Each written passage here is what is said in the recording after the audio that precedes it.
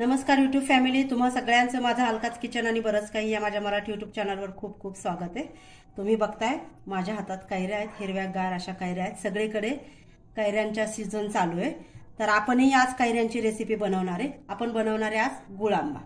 तर त्यासाठी आपण कैऱ्या स्वच्छ धुवून घेतल्यात आणि आता त्या किसून घेणार आहोत। तर या पद्धतीने आपण पुढचा हा जो भाग आहे कैरीचा तो कापून घेणार आहे।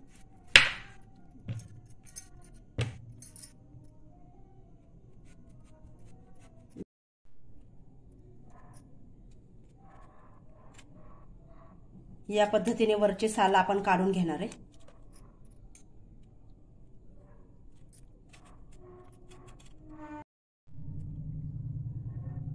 तर कैरी आता आपण किसून घेऊया।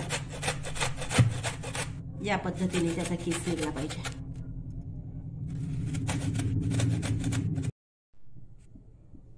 तर दोन कैऱ्या आपण किसून घेतलेल्या आहेत। या पद्धतीने त्याचे किस झालेला आहे। थोड्याशा लांब लांबच पाहिजे आपल्याला। कढई तापत ठेवली आहे। आता यामध्ये आपण किसलेली कैरी घालूया।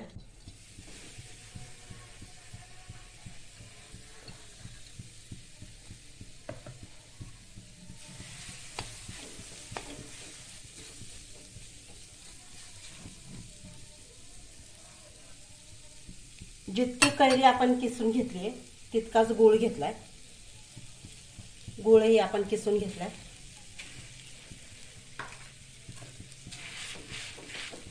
तर हे आपण छान शिजू देणार आहे।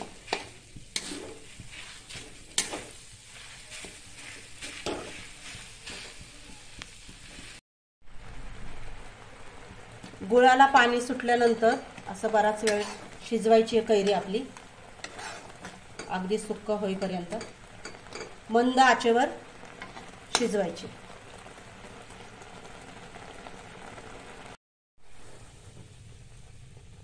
वीस मिनिटं आपण हे शिजवली आहे कैरी।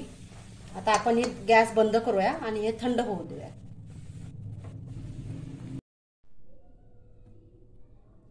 आपला गुळ आंबा छान थंड झालाय।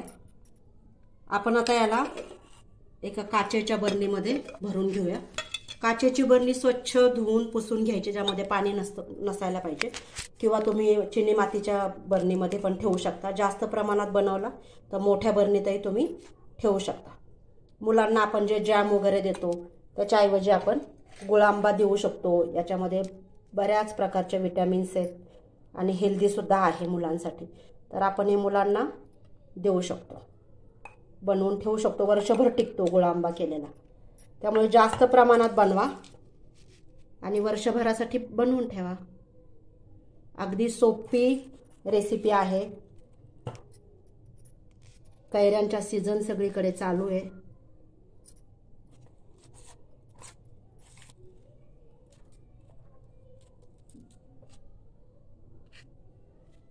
तर मुलांच्या आवडीचा, घरात माझ्या सगळ्यांच्या आवडीचा गुळ आंबा रेसिपी आज मी तुमच्याबरोबर शेअर केली। Please like, share and subscribe my channel.